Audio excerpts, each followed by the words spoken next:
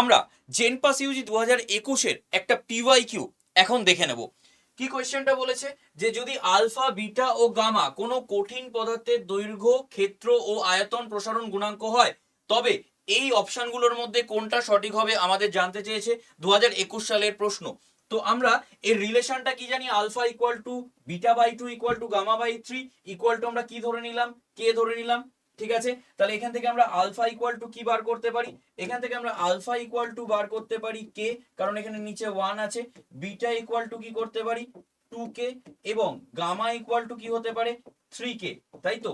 তাহলে এবার আমাদের রেশিও জানতে চেয়েছে, তাহলে alpha is to beta is to gamma যদি করি তাহলে কত আসছে, কে ইস টু 2কে ইস টু কি আসছে 3কে, তাই তো। তাহলে এখান থেকে আমরা কি পেয়ে যাচ্ছি 1 ইস টু 2 ইস টু 3, তাই তো। অর্থাৎ এটা হয়ে যাচ্ছে আমাদের। তাহলে এখান থেকে কোনটা হয়ে যাবে, অপশন সি হয়ে যাবে কারেক্ট আনসার 1:2:3। এরকমই সুন্দর সুন্দর পিওয়াইকিউ পাওয়ার জন্য অবশ্যই আমাদের চ্যানেলটাকে ফলো করে রাখো।